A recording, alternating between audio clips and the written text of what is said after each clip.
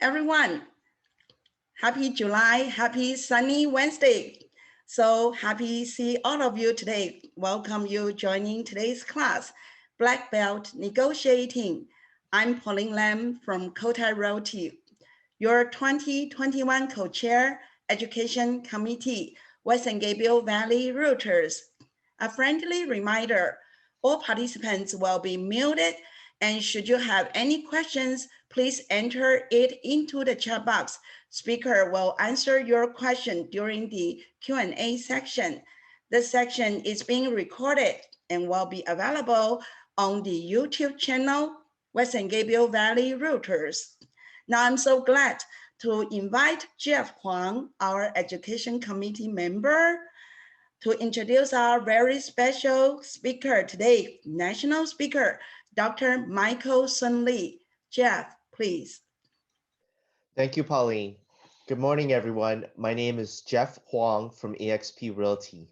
The Education Committee of the West San Gabriel Valley Realtors is happy to host today's topic, Black Belt Negotiating.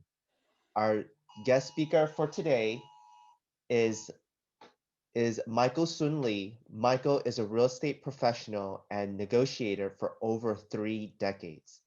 He has negotiated major motion picture deals, multi-million-dollar real estate transaction, and even discounts on gas for his car. Dr. Lee will show us how to save thousands using simple bargaining tactics that follow ancient Asian principles. He is the author of Black Belt Negotiating, Cross-Cultural Selling for Dummies, and 6 other books. Without further ado, let's give a very warm welcome to our guest speaker, Michael Sun Lee. Michael, the floor is yours. Thank you, Jeff. Thank you so much. Thank you, everybody, for joining us. One thing that Jeff did not mention while I share my screen is that I also get more commission to list a house than 95% of all agents in California. And I'll show you how to do that today because you might be interested. So Jeff, just making sure you can see my screen, full screen. Yeah, looks good. Looking good. Thanks, everybody. Just a couple of things. I am the author of this book, Black Belt Negotiating. I've been licensed since 1977, probably longer than some of you have been around. It's been a wild ride. I'm the author of 8 books that Jeff mentioned. I'm a CAR master instructor and a lot of other things. So what is a black belt? And I hold black belts in Taekwondo as well as Judo. So I've been through the ranks. I've gotten my bumps and bruises. But what is a black belt? A black belt indicates that the wearer has reached the highest possible level of skill, but it doesn't mean that you stop practicing from that point on.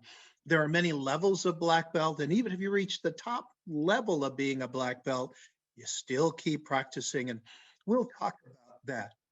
So again, that's what a black belt is. But you're probably wondering, what's the biggest challenge when it comes to negotiating? I think a lot of us were afraid to negotiate.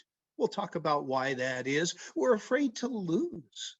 And it's just kind of the unknown. What I'm going to help you to do in this short time we have together is at least introduce some concepts so you can systematically, logically, step by step, walk through the negotiation process for anything, and it'll be a much more comfortable process for you. And what's the biggest benefit of negotiating? Obviously, saving money, not only for your clients, but for you as well. Believe it or not, there's a lot of benefits to becoming a black belt negotiator. And you can save thousands of dollars, either through real estate or even in your own personal life. I never pay full price for anything. And that's not just an Asian thing, that's a negotiating tactic I've learned over the years. I never pay full price when I'm dining out. I get discounts on my dry cleaning. This dress shirt with the long sleeve and the buttons, $1 each time I have it cleaned. Most of you have no idea that that's possible. And don't ask me where I get my shirts dry cleaned. I live in the San Francisco Bay Area. It's not worth it for you to drive up here. However, wherever you are, you can get the same kinds of deals. And that's what I'm going to show you today. Buying clothes, even at Nordstrom, I get discount. Everything, including healthcare and other things, are negotiable. So keep that in mind as we go through the program today. So what's the similarity between martial arts and negotiating? Well, first of all, they both require focus, leverage, and timing. And so when I started writing this book on negotiating, I was thinking, there's a lot of similarities between martial arts and negotiating. So I wrote the book with my sensei, my martial arts teacher, Grant Tabucci, and we put the whole thing together as if you were learning martial arts. At the end of each chapter, there is a test, just like you would test for the next belt ranking you would get. The challenge is that there's not a lot that people appreciate about us as agents. Buyers think all we do is, in the past, we open doors for them. Now, with open houses, we don't even have to do that. Sellers think all we do is put a sign on the lawn and an ad on the internet, and it poof, magically sells and closes itself. There's way more to it than that. However, the one thing clients do appreciate is our negotiating skills, which is why if you want to be an uber successful realtor, you've got to become a black belt negotiator. Very, very important.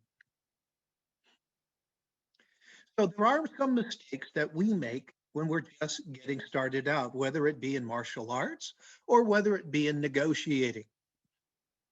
So number one thing that negotiators we forget is that everything is negotiable. And you're thinking, well, what about death and taxes? I always hear that. Well, death is a little tough to negotiate. However, I do get discounts on healthcare. Not that I get cheap healthcare. I get the best healthcare, but I get discounts on it because I think about what's in it for the doctors. And what's in it for them is I save them time. They never have to call me to make an appointment. They never have to remind me to pay the bill because I do all of that in advance. I show up early. I let them know, don't worry about our appointment time, work around me. So they know that I'm flexible. And because of that, they give me a discount. So while you can't cheat death, you might be able to live a little longer if you get better health care. And the other thing is taxes. Well, yeah, you can't negotiate taxes unless you owe a lot to the IRS. They have a new program that allows people who owe a ton of money, $50, $60, $100,000, to negotiate that down if you know how to do it. And I've done that for a number of clients. So almost everything is negotiable. A lot of beginners, they don't have a system. All of a sudden, the negotiation's going on and they're shooting from the hip and then they lose out. No, there's a logical step-by-step program or system, which I'm going to give you the overview of today. Obviously, I can't cover a 300-page book in an hour, but I can give you the high point. And then asking always what's in it for me, that's a huge mistake. If there's nothing in it for the other person, they'll never agree to your deal. So you've always got to think about what's in it for the other person. But this is a mistake to think of what's in it for me. One time I had a realtor call my office. I was doing a public program, and the cost of the program was $199 per person.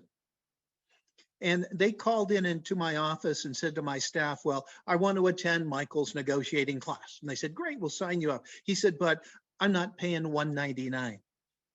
I want to pay only $99, half. And they said, well, why would you want to do that? And he said, well, it's a negotiating class. I'm negotiating. And my staff, who's very well trained, said, sir, no, you're not negotiating. You're begging, which is asking for something for nothing. You really need to attend Michael's class. You got to get out of the habit of thinking, what's in it for me? Now, would I have given him a discount? Possibly. If he had thought about or done some research and said to my staff, well, does Michael need any help? Can I come early and pass out handouts? Can I help coordinate audio or something like that? I might have given him a discount, but all he could think about was what's in it for me, not what's in it for the other person. So that's a huge mistake, and not demonstrating your value to clients. I demonstrate my value to my clients, and therefore they pay me more than an average commission. So I'll show you how I do that, and I'll prove it to you in just a minute. And here's a bonus for you. You might want to write this one down. Never take no from someone who can't say yes. I was in at Nordstrom the other day and I wanted to buy a new suit because after coming out of COVID, styles have changed. And it was $800, which is not bad for Nordstrom. But, you know, I beat up suits. I'm on airplanes all the time. I'm not paying that much. And the salesperson said, well, I'm sorry, the price is the price. And I said, is there a manager I can talk to? They said, of course. So I talked to the manager, and the manager says, well, yeah, we can't discount it right now, but in 2 weeks, there's going to be a huge sale. This is going to be $600 rather than just $800. So you might want to come back in 2 weeks. And I said, I'm happy to do that. And so I did, and I got my discount. And there's other ways. By the way, just so you know, every retailer out there, clothing store, you know, other places, furniture stores, almost every salesperson has the ability to give you at least a 10% discount to keep you from walking out the door, because they know if you walk away, you're never coming back. So all of that marketing they spent to bring you in, that goes for nothing if they don't sell you something. So please keep in mind, you can get a discount almost every place you go. So keep that in mind. All right, let's start out with white belt. White belt is a pure white belt, which assumes you know nothing. It's a clean slate. I don't care if you have a Ph.D., if you've been in real estate for 40 years, it doesn't matter. You always start out with a clean slate and assume you know nothing. So again, here's some other mistakes that beginners make. Again, forgetting that everything is negotiable. And again, death and taxes to some degree are negotiable. You got to have a step-by-step system. And again, stop asking what's in it for you. These are so important. And not understanding who you're dealing with. That is crucial. Is the seller in desperate straits to sell the house? Does the buyer have all cash? Very important to understand. And again, clients believe, first of all, that we do nothing to earn our money. That's why sellers try to cut our commissions. Buyers always ask for a rebate. If you don't show your value, they're entitled to ask for that. So first of all, let's talk about how much do they think we make. And again, forget reality, and I'm not telling you what to charge. I'm only telling you what people believe. So these are just for illustration purposes only. But let's take an $800,000 house. I know for you it's probably pretty low, but it's a nice round number. So people believe that on an $800,000 house, each one of us personally make 6% or $48,000 on every house we sell. And then they see us going to work every day, Saturdays and Sundays. So they know we don't just sell one house a month. They believe that we sell 2 houses a month, or we make $96,000 a month. And then they always do this. Well, there's 12 months in the year. That's $1,152,000 to do nothing. That's why they try to cut our commissions, ask for a rebate. That's what the average person in America believes we make, at least in your area and my area as well. So you've got to educate every buyer and every seller. What I do is I give every buyer this big, thick booklet called my buyer's guide, which explains all the things that are involved in buying the home of your dreams.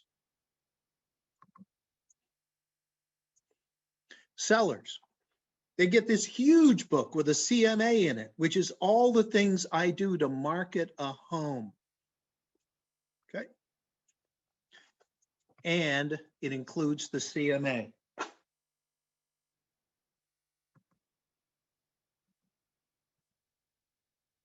So here's what I do. In each one of those booklets, I have a similar little example. How much do we really make? First of all, if there's a 6% commission, and I'm just using that as a nice round number because that's what they believe, the listing broker collects a 6% commission. But many people do not understand, especially new immigrants, that we split that. Half goes to the broker that brings the buyer, half goes to the one that has the listing. So let's assume that we have the buyer. Our broker gets 3%. But what nobody in America understands is our brokers charge us to be with their office. For that beautiful office, the secretaries, the copy machines, and all of that, they charge us, and it varies, but let's say they charge us about a third. And so we, the agent, are left now with 2%. But wait, there's more. Of the 2% that we are left with, we have expenses like board dues, E&O insurance, marketing, the beautiful thick flyers, and all of that. After expenses, we are down to about 1%. But wait, there's more. We are in the highest tax bracket in America. All of us, including our clients, pay about a 26% federal tax. And because we all live in the beautiful state of California, we pay a 10% state tax. But because we are self-employed, unlike most of our clients, where Apple and Google and all of those people, they pay half of the employment tax, we pay it all. So we pay a 15.3% self-employment tax. Adding all that up, we pay over 50% in tax of every net dollar after expenses. So of the 1% we have after expenses, you take off half for taxes, we're down to 0.5%. So instead of making $48,000 on an $800,000 home, we have about $4,000 net to feed our families, put our kids through school, and keep a roof over our heads. Does that now seem like we make too much money? And if you ask a client, how much of the $4,000 do you want? And they say half, refer them to your worst enemy. What I say to my clients is, do you want a couple of $1,000s back? Or do you want me to provide full service? As a buyer, do you want me to protect your interests fully on the most important purchase of your life? As a seller, do you want me to provide all the marketing services I believe you need to get the highest price for your home? And my clients say, forget about cutting your commission, forget about any rebate, just give me your best service. And that's what I do. And so I'm still, after 45 years, still an active realtor. In Q1 of this year, I grossed over 300,000 in commissions. So I'm still pretty active out there, still a top 10% agent in the country, even though I'm trying to retire because my wife wants me to. All right. Well, if you can do that, if you can verify your value and all of that and keep your commission firm, you are now a yellow belt. What is that? This is where you start to spar. You'd better understand your opponent or they're going to knock you out. So understand that there's two types of countries in the world. There are non-negotiating countries like the United States, Canada, Western Europe, places like that, where time is relatively precious. In fact, in America, we have a saying that time is money. We will do anything to save time, including giving up money. We won't drive halfway across town to save $5. So time is precious. But money is relatively plentiful. For example, the average income of Americans, what would you guess that is? And remember, this is average. $33,000 a year spread across all people who are employed, including people that make very little money. But that's average. So in a place where time is precious and money is plentiful, what do we negotiate? Only the most expensive purchases like cars and houses. That's it. We don't go into Nordstrom and mostly negotiate. You don't get discounts at your local restaurant. But in negotiating countries like China, like Korea, like Latin America, like the Middle East, like most parts of the world, money is relatively precious and time is fairly plentiful. So they will take the time to negotiate. What's the average income of a Chinese person in China today? Yes, there are billionaires, a few of them in China, but don't forget there's a billion people, many of them living on rice paddies out there in the country. So the average income of a Chinese person today is $100 a year. So what do you think they negotiate? Everything from food to clothes to everything else. So they get really good at it. And when you have people from India, people from China coming here, people from the Middle East, they are darn good negotiators. And they expect you to be just as good, if not better. So that's yellow belt.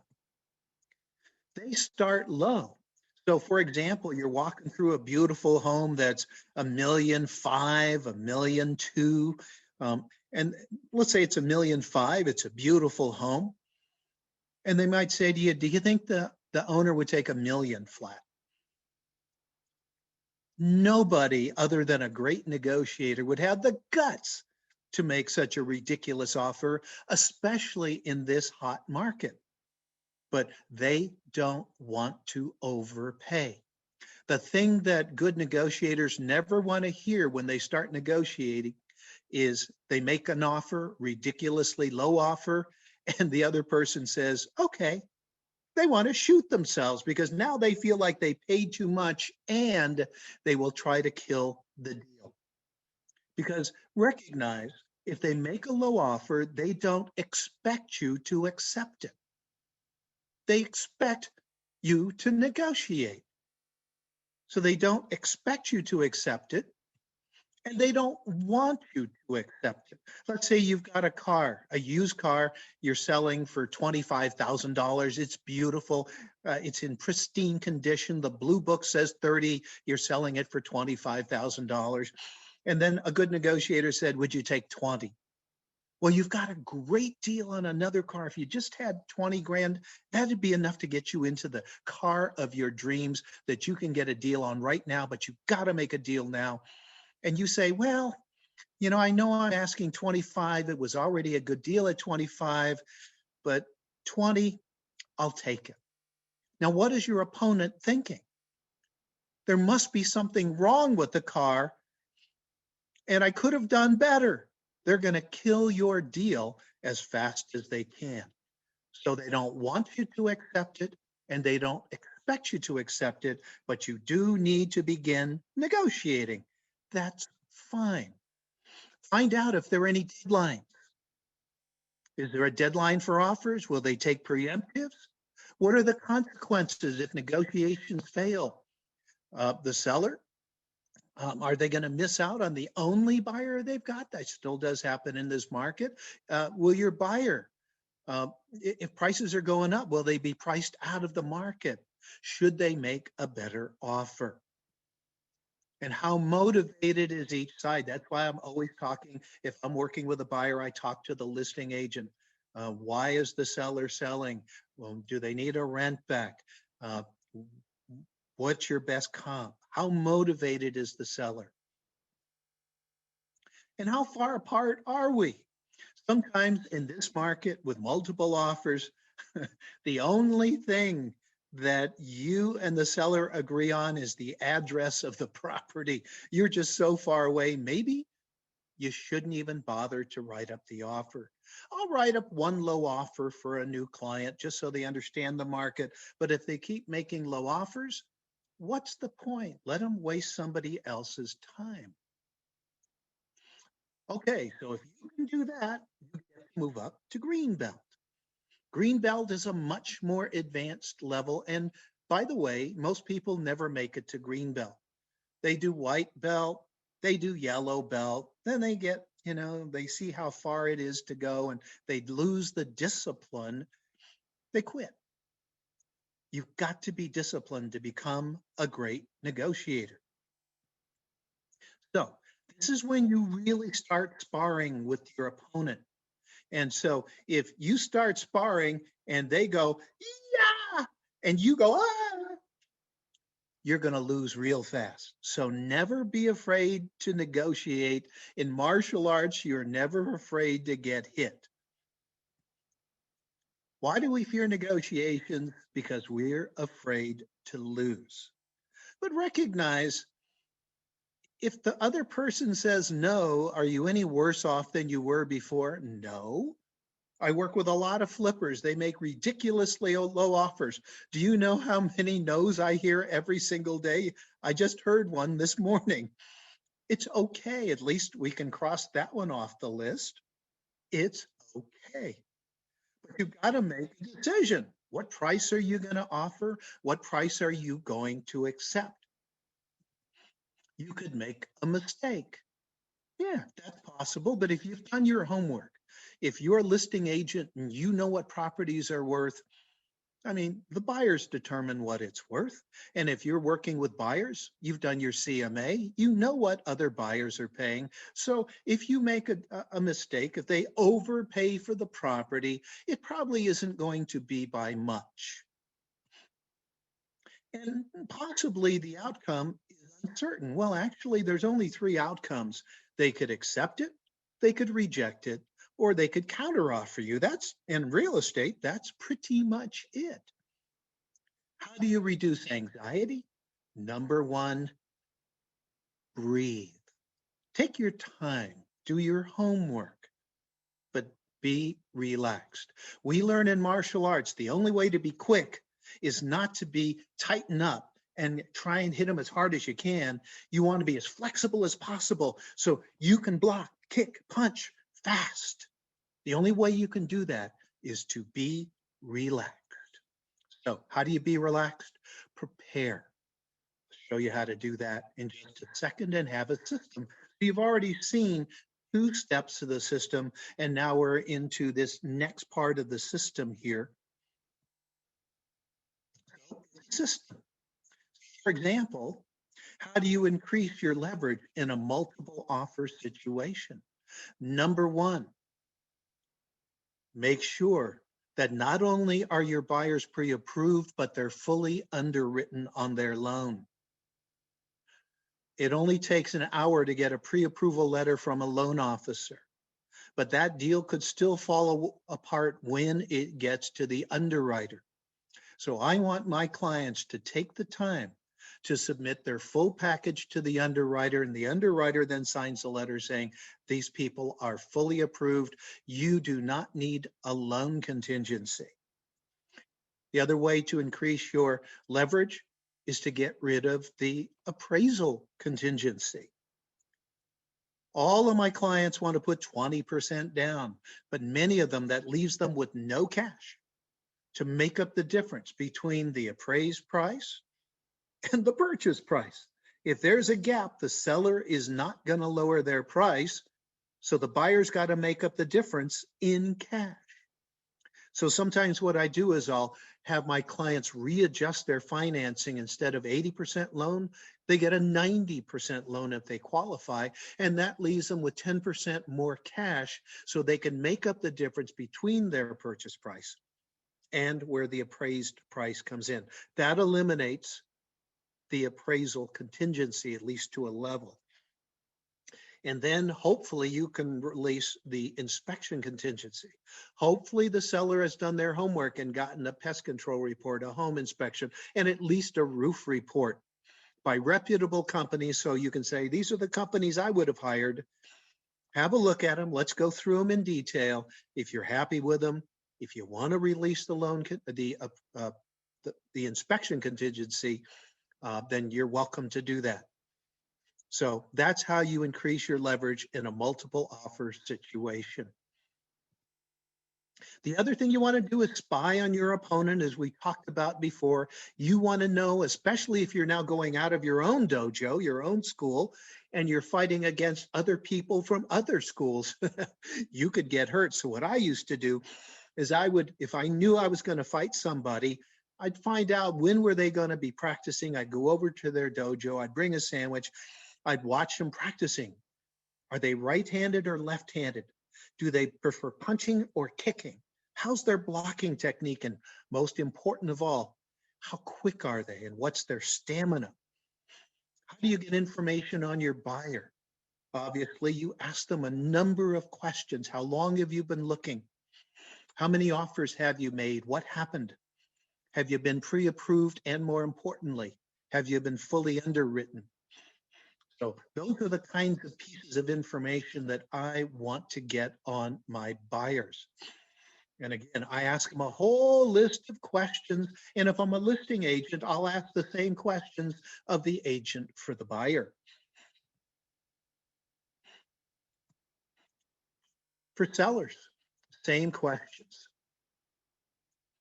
How long have you been thinking about selling? What do you think your house is worth? They already know what they want to ask.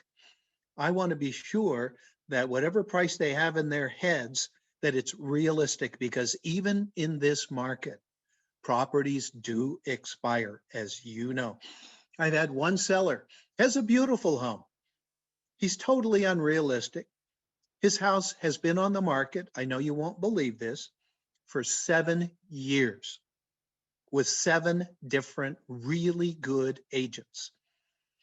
But he thinks he knows more about real estate than any realtor does. So he's the reason the house hasn't sold. What information about you does the buyer need? They need to know how experienced you are. How successful have you been in multiple offer situations? How can you find them properties before they hit the market? Very, very important, because you want their absolute trust and loyalty. How do I find properties before they hit the market? Number one, I attend all my marketing meetings, and we've got 4 of them in my area. But I'm listening for coming soons to find out about properties that are not ready yet. And by the way, my flippers also want to know about those. By the way, I subscribe to the most popular real estate photographers in my area. And they will send me a list of the properties they've shot twice a month. And these are not properties on the market yet. They're just shooting the flyers, making the 3D virtual tours and all that. But they send those to me, and I can then contact the listing agent and say, hey, could we get in a little bit early? My clients think I am brilliant. With my buyers, again, I give them a buyer's guide that has all the steps to buying a home and who are all the people involved that I coordinate. This is how I earn my money. I don't just open doors. How do I make offers that are more likely to get accepted? This is a huge book. that I give every one of my buyers. Very, very important. And what it does is it builds my value, right? Very, very important for me to do.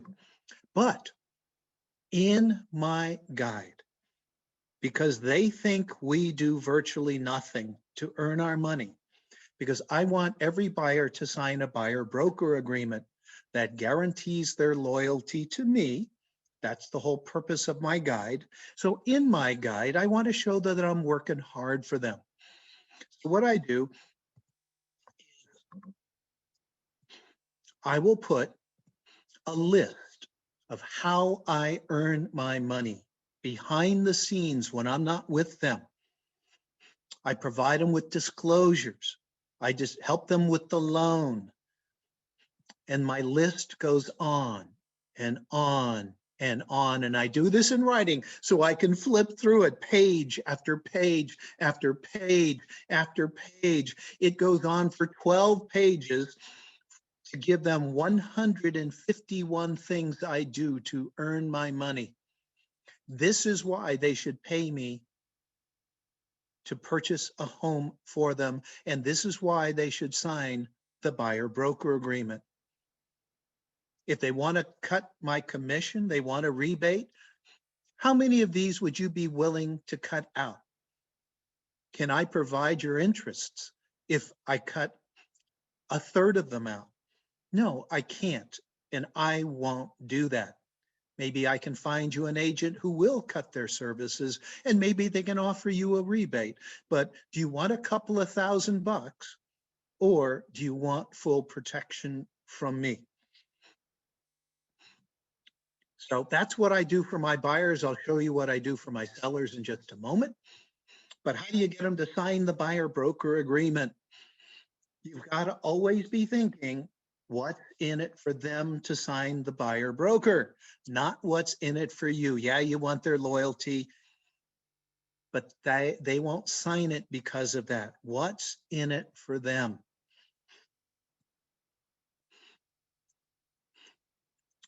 Sellers, what information do you want on your sellers? Again, I want to know, what do they think their house is worth? Are they willing to do the inspections up front to protect themselves and the buyer? Are they willing to pay for staging? I do not pay for staging because that benefits the seller. And by the way, if you pay for staging, let's say it's $4,000 for staging, don't forget, we're in a 50% tax bracket. So in order for you to have $4,000 after tax to give to the stager, you had to earn $8,000 in commission, pay half of it to Uncle Sam, and have $4,000 left to give the stager. That's crazy. So I don't pay for very much for my clients. Okay, so spy on your seller. Have they had it on the market before? Look at the history on the MLS. And again, ask good questions of your seller because you do not want work with a seller who will waste your time. All we sell is our time and our knowledge. So how do you get sellers to pay you what you're worth? I get paid, I'll give you an average. My average is 6% to list a home.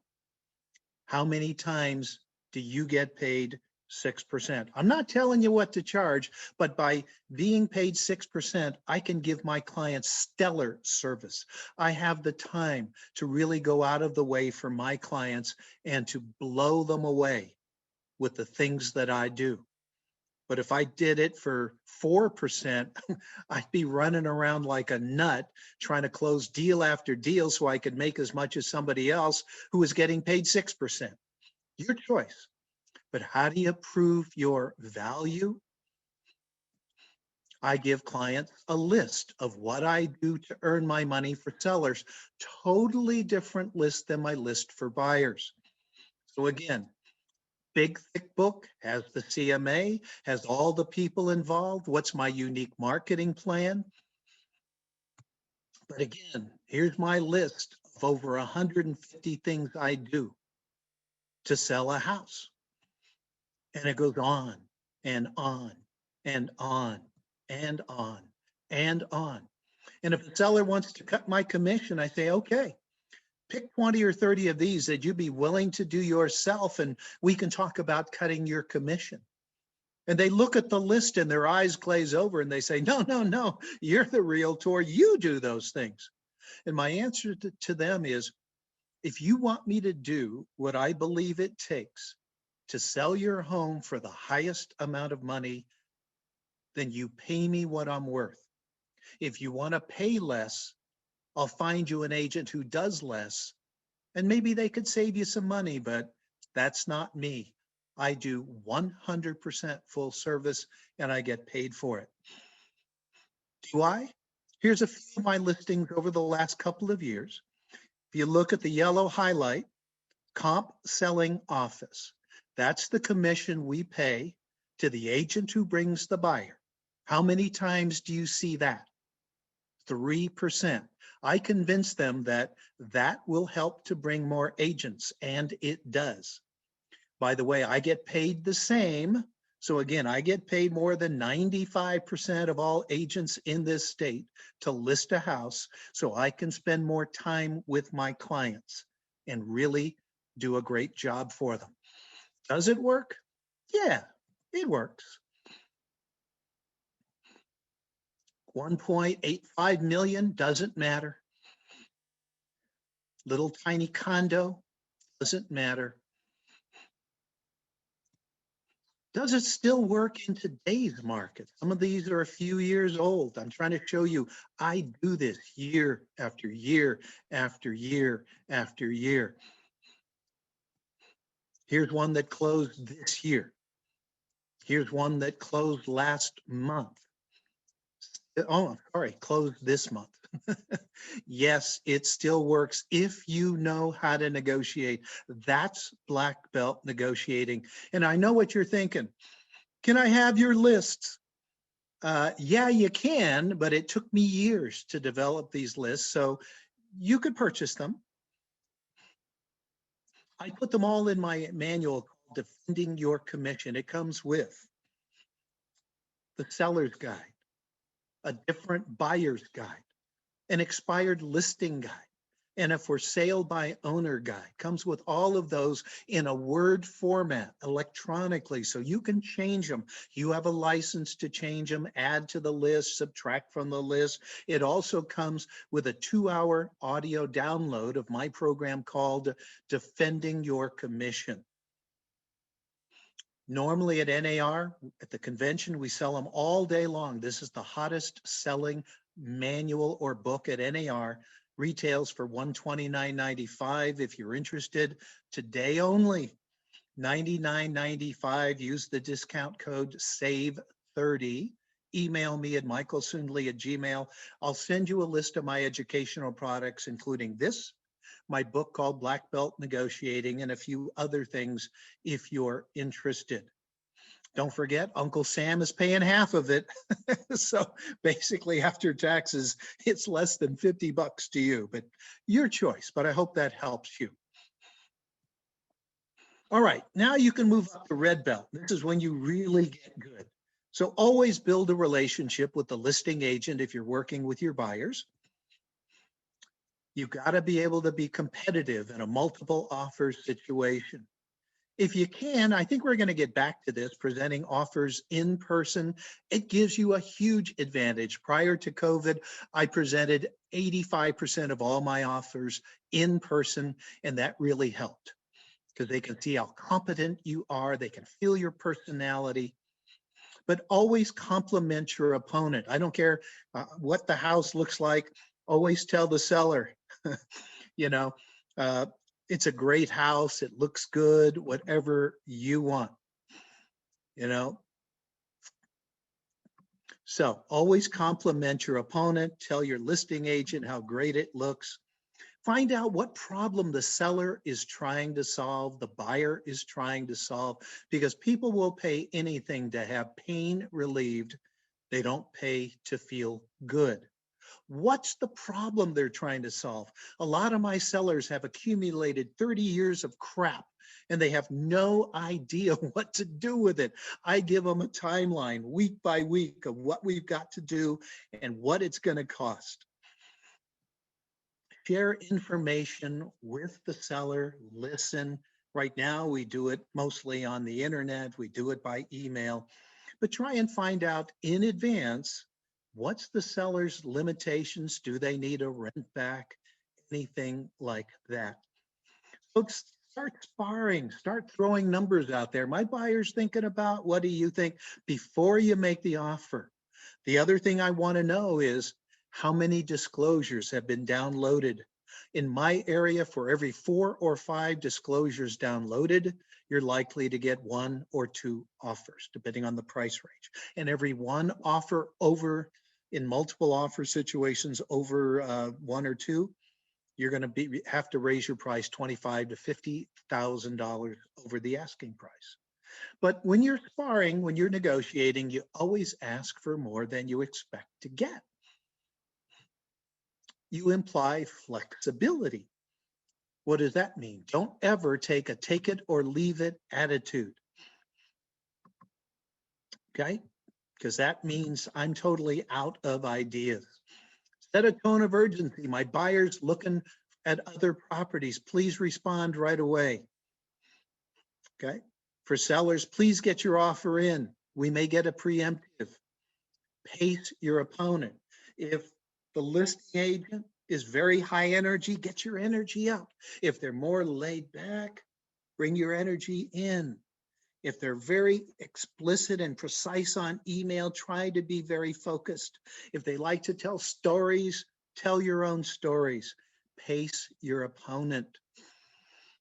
And remember that everybody has a predetermined position. And it's not necessarily logical. Sellers will price their properties wherever they think, like the guy that had his listing on the market for 7 years. He just thought his house was worth so much money. Okay, that's his problem and that's his right. It's my right not to work with him. So be aware of what's important to your clients. Is the price more important? Is the rent back more important? Is the closing date more important? Is the financing more important? What's most important? What's important to the other side? And the only way you can know that is by talking to them. What's important? What's not important? Are you willing to pay for the sewer lateral repair? Are you not? Do they absolutely need the refrigerator, washer, and dryer or not? What are you willing to give up?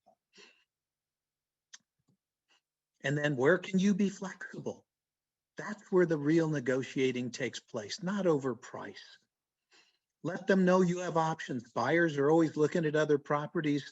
Sellers are always talking to other buyers. And should you even bother if you're so far away? I did one like that today. We were just too far apart. We didn't even bother to write an offer. Let's see what happens. Then you move up to brown belt. Ooh, we're getting good now. Develop proposals to overcome the distance. Find things to agree on. If you can't find much to agree on, then maybe it's time to walk away and look at some other properties. But if you're close, make proposals to overcome the areas of disagreement. Explain the reasons for your proposals, because that helps. Educate the other party about your client's situation. Don't give away the store.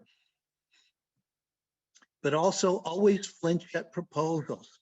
If you're a listing agent and you've got a $1.5 million home and it's worth every penny, and an agent says, well, do you think on your $1.5 million house, the seller might take 1.3? All you have to say is something like 1.3, and then shut up. They'll know immediately they're being ridiculous, and they'll say, well, what about 1.4? You got $100,000 price increase and you gave up nothing. Practice your flinching. It works with other agents. It works with your family. Never accept the first offer. If you're a listing agent, be careful about just accepting offers with no counters because number one, you want to be sure that they're serious. If you counter them by tightening up the escrow period by a week and they back out, hallelujah, they would have backed out anyways. But always give them a small counter because you don't want them to think they could have done better. So always make a small counter offer. Work through disagreements one at a time. Don't look, oh, we've got 15 things we got to worry about. Take them one at a time. And then you become a black belt. And that's when it gets tricky because other agents will try to hook you emotionally. They'll insult you. They'll do other things. Distance yourself from the battle. Don't get emotionally involved because if you do, you will lose. I've had other agents say to me, do you know what this house is worth? Your offer is ridiculous. How long have you been in real estate? And I said, I'm sorry, our price is what it is. That's what we think it's worth. Maybe we can come back at you with another offer. 2 weeks later, the property was still on the market. Guess what? Came back with the same offer. They ate humble pie and accepted it. But I could have said when they said, how long have you been in real estate? I could say, do you know who I am? Do you know how long I've been licensed? Don't let them hook you emotionally. Don't take things personally. And never split the difference. If you're $50,000 away, the seller's going to drop their price by 25. The buyer's going to raise their price by 25. That's not negotiating. That's arithmetic, second grade arithmetic. And splitting the difference makes everybody unhappy. Just because your buyer made a ridiculously low offer or your seller priced their property way over the market, should you split the difference on something ridiculous? It makes everybody unhappy. Don't split the difference and never allow them to nibble. What is nibbling? That's asking for just a little bit more after they've accepted the contract. Would you replace the gutters? Could you finish the front or repaint the front or something else after they've agreed to the contract? Here's how you stop nibbling. Before you give a concession, get a concession. So if you want us to replace the gutters, would you increase your deposit? Would you close a week sooner? Because once a nibbler recognizes every time they ask for a concession, you ask for one back, they will stop nibbling. And then put them under time pressure. You know, my buyers are looking at one other property. The offers are due. Could you respond to us? Just let us know if we're in the running. And recognize that concessions are made when time is running out. When we get close to that deadline, people become very flexible because they know when the ship sails, that's it. And then be willing to walk away. That's the ultimate power in negotiating. You get stuck, nothing's moving, they won't come up, you won't go down, nothing's moving. Talk about something totally different. Hey, how about those 49ers this year? What do you think is going to happen? You know, sometimes when you get your mind off a problem, all of a sudden these ideas pop into your head. Brainstorm together, just throw out ideas. Try something, anything. I've had people throw in a Wolf refrigerator and other things just to make the deal work. But be creative. You may have to bring in a neutral arbitrator like an accountant, like a broker. And again, recognize that money's not always the most important thing. People think it is, but it's the whole transaction that is the most important. And then if they say, take it or leave it, you have three choices. You can call their bluff and you can say, well, I'm going to leave it. You can go over their head or you can let them modify their position by simply ignoring it and, see if we can just continue to move forward. Just ignore it and let it pass. Once you're done, once you have a deal, congratulate the other party. Tell the seller that now they don't have to have any more open houses. Tell the buyer now they don't have to spend their time looking at house after house after house. Congratulate them. Point out the benefits. Make them feel like winners, because you don't want your buyers to get buyer's remorse, and you certainly don't want the seller to get seller's remorse. Congratulate them. And then keep practicing your skills. Start small. Start with negotiating. Try to get a free dessert at a restaurant. I come in here so often. Can you find some way to keep bringing us back? And keep increasing your skill. For opportunities to practice. I keep a little sticky in my wallet. Every time I open my wallet to pull out my credit card or cash, it says negotiate ?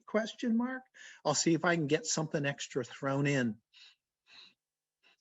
So practice your skills at garage sale. For 25 bucks, you can negotiate all day. Then you move up to flea markets. These people who sell stuff at flea markets are pretty darn good negotiators. Then you move up to antique shops. Who knows what things at antique shops are really worth? Then you go to retail stores like Macy's, like Nordstrom. That takes a little more skill, but if you use the steps, you can do this. Then you move up to cars. I negotiate not only for myself, but for friends and family. I love it. Good practice. And then, of course, you can go to real estate, which is the ultimate in negotiating.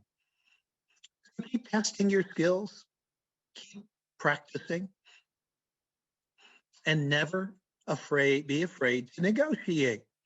We never worry about getting hit. We never worry about negotiating, because if you worry about it, it'll ruin your game. Remember, never take no from someone who can't say yes. And if you do negotiate and they say no, who has the power? You do. You can take your business elsewhere, or you can continue to pay full price. So don't be afraid to ask for a discount, because you can fear rejection. Again, there's no rejection.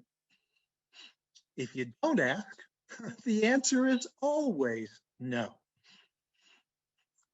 Some of us are afraid to look cheap. Guess what? The richest people in the world negotiate. If you want to stay in touch with me after this program, email me, michaelsoonlee@gmail.com. If you're interested in my Defending Your Commission manual and my lists, email me for my list of that and some other products. What I'll do is I'll stop sharing. Let's look at our screen and see, are there any questions? Throw them in chat, folks. Hey, Buck, good to see you, buddy. You look great. Buck says, I fully endorse his tactics. I taught classes for Buck for well over a decade. We had a great time, and many of those folks I run into all the time. So any questions? Jeff, Pauline, do you have any questions? Well, I guess I do have one.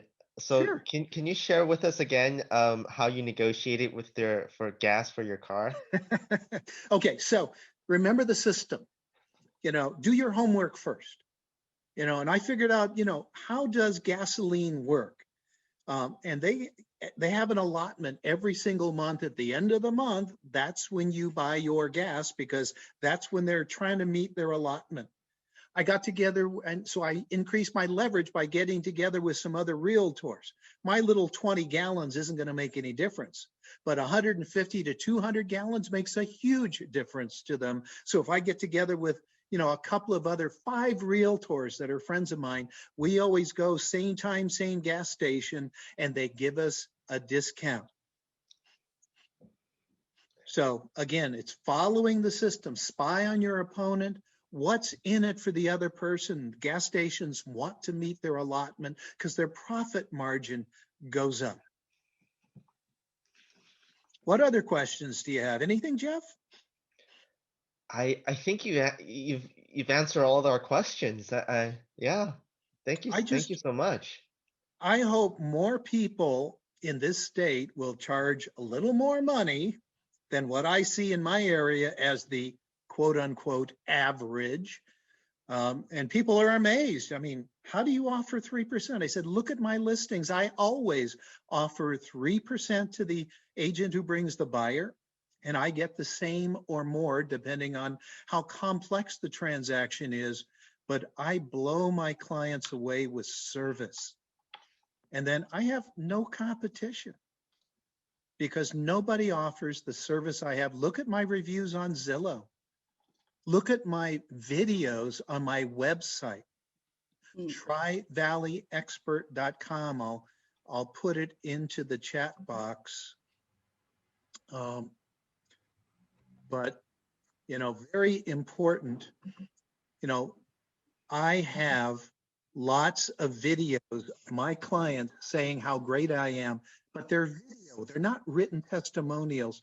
They're much more valuable because you can see living, breathing human beings, you know, talking about how great I am. And they're so easy to get. I hope, but it makes me different than other agents. So I hope more people will follow some of my techniques. And then maybe we'll see our commissions going up. It's totally up to you how you want to practice this business. But I'm doing my part, commission. So up to you. But if somebody else says, if a client says, I can get somebody else to do it cheaper, my answer is great. Look at my list. What are they cutting out of their services so they can do less than, you know, they can charge less than me? And when they start looking at the list, I say, do you want postcards to do marketing? Do you want me to go to the marketing meetings and promote your listing? Do you want me to do this? Do you want me to do that? How could I do that and cut my commission? So totally up to you. Anybody else have a question real quick? Thank you, everybody. I mean, you got lots of nice comments. Yeah, I think that's it for the Q&A session. Oh, just real quick. Here's okay. One real common one. Naka says, you know, what's your take on Redfin, et cetera, who do a low commission? Well, I mean, they're welcome to practice this business any way they want. But in order to cut their fee by 25%, take my list and cut 25% of the activities and ask yourself, will you as a seller get top price for your home? Will you as a buyer get the best deal? Okay. And Tammy keeps asking, you know, you know, who would you hire as an agent? You know, one that dresses well, one that has heavy makeup. It's the one that has the most confidence and can demonstrate their value. It doesn't, I could come in clown makeup, I believe, and still get what I get. I could come wearing high heels and a dress, and I believe I can still get paid what I get paid. People buy you, your experience, your confidence, and the ability of you to show them what you're worth and what you do to earn your money. Okay. And Frankie, feel free to email me and I'd be happy to answer your question. michaelsoonlee@gmail.com. I know we're running a bit over time and I want to respect your time. So again, just email me, michaelsoonlee@gmail.com. Thank you, everybody. Go ahead, Jeff. Pauline, take it away. Good seeing you all. Thank you. Michael, stay a little bit time here. I will do a short closing. I want to share all of you how great Michael, like Buck say, follow your book, right? Yeah. Pauline, also one of Michael's followers since I'm in the industry almost 20 years. I can survive. Michael is very important. I follow his script, his booklet. I encourage you, take advantage to know more. And I want to ask you, you attend Michael's class today. Which bell, which color you are at right now, right? I want to say, I has been reached to the most highest negotiation skill, but I'm slippery right now because, you know, we always need to be encouraging, self-encouraging. Michael's book, I'm not selling his book, but I want to share with you, it's really workable. And I want to share with you what I really learning today in the green belt. Breathe, be relaxed, be prepared, as flexible as possible. This is I always tell myself every day. Hopefully this class is really helping you. Thank you, Michael. On behalf of San Gabriel Valley Realtors, we really appreciate you. Come always with us. We want to see you next time in person in our auditorium. Pretty soon, we feel exciting. We are preparing. And not only, thank you so much. We appreciate our education committee member always give the best effort to invite the best speaker and give us the best education classes like August 3rd, Tuesday, 11 o'clock, financial fitness. And like August 10th, we have I Love ADU commercial seminar. And don't forget August 16, 17 is a benefit for 2 free days green class. Most of the time you need to pay a couple $100. And San Gabriel Board Education Committee bring you a free 2 days class. Don't forget wsgvar.com, education schedule. Click in. Book all the classes and put in your calendar, spend your time. You will never feel guilty. You will be the best and the highest level in black belt negotiating level. Thank you, Michael. We appreciate your time. And I love everybody. Thanks, Pauline. Good job, Michael. We thank you and we want to see you again. Okay, and thank you, Fang, everyone joined today's class. Thank you, Bob, and thank you, I know Mindy is here too. Everyone have a safe end of July and we see you in August. Bye-bye. Bye-bye.